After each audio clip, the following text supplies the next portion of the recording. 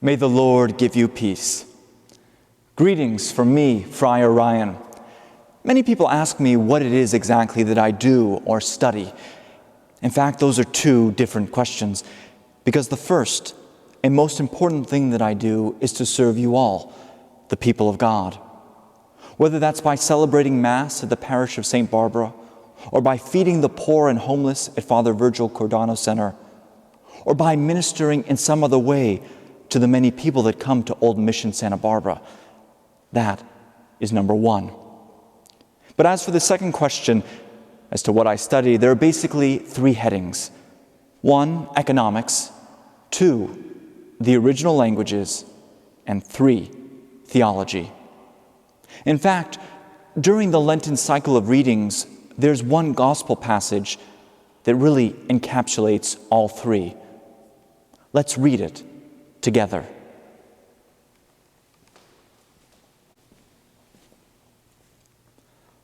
A reading from the Holy Gospel according to Matthew. Peter approached Jesus and asked him, "Lord, if my brother sins against me, how often must I forgive? As many as 7 times?" Jesus answered, "I say to you, not 7 times, but 77 times. That is why the kingdom of heaven may be likened to a king who decided to settle accounts with his servants. When he began the accounting, a debtor was brought before him who owed a huge amount. Since he had no way of paying it back, his master ordered him to be sold, along with his wife, his children, and all his property in payment of the debt. At that, the servant fell down, did him homage, and said, 'Be patient with me, and I will pay you back in full.' Moved with compassion, the master of that servant let him go and forgave him the loan. When that servant had left, he found one of his fellow servants who owed him a much smaller amount.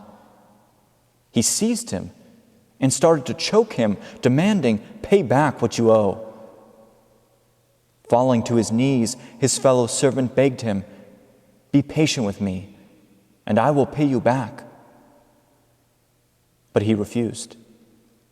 Instead, he had the fellow servant put in prison until he paid back the debt.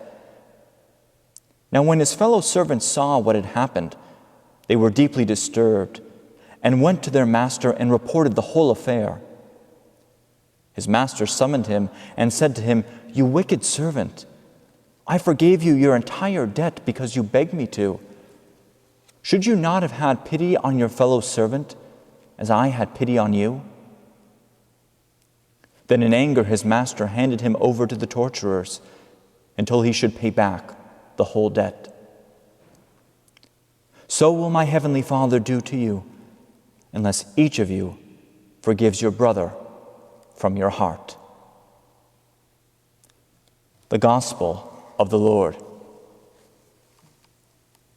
This particular passage really hinges around 2 phrases: a huge amount and a much smaller amount.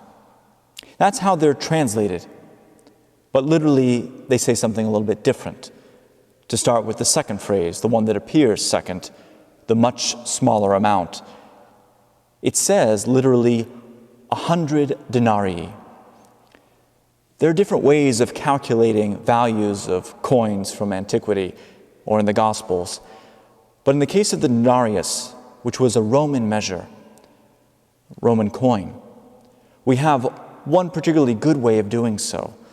It's reflected in that parable also from the Gospel of Matthew about the owner of the vineyard who goes out into the market each hour hiring people for 1 day's wage. There and here, the word is denarius, which we know from records, accounting records from the 1st century AD, was what a common unskilled laborer would receive for 1 day's work.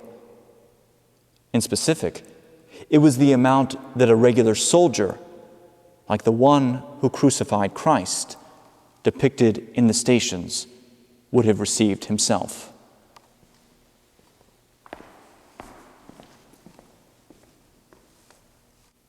So for someone like this soldier, 100 denarii would have represented 100 days' labor.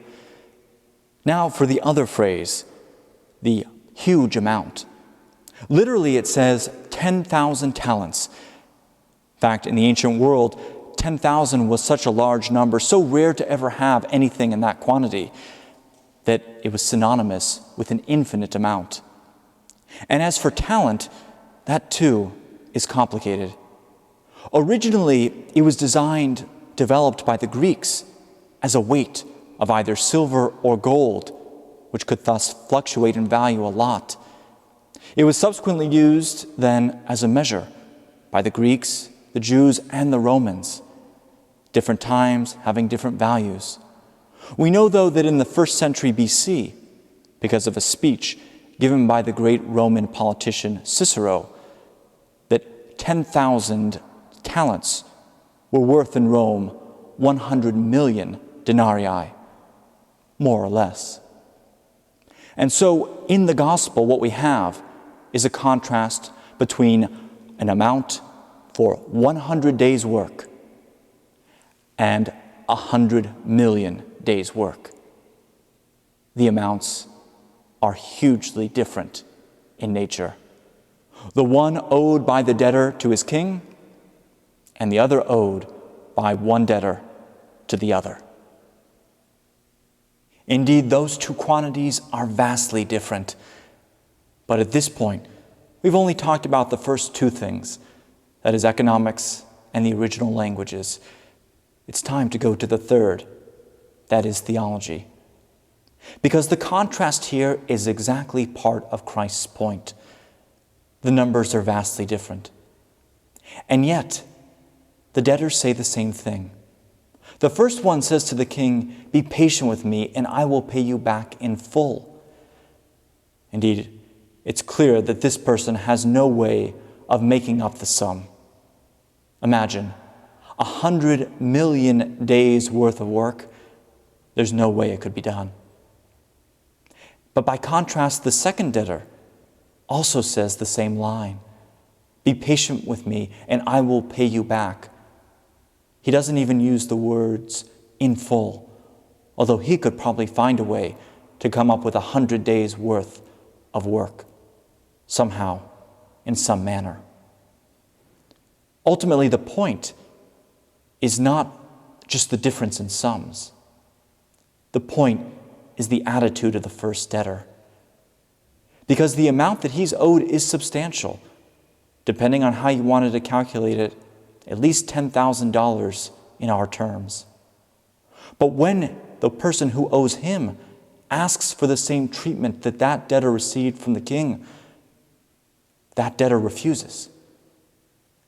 And that's Christ's point, his instruction to us, that we have to have that interior disposition, not just to walk away acting as if people haven't done us wrong, or that they have done nothing to hurt us, or that they are not in our debt. Rather, his point is that if they come to us asking for the same forgiveness that we have received from God, we too must be prepared to give it. And that, in Lent or outside of it, is no small labor.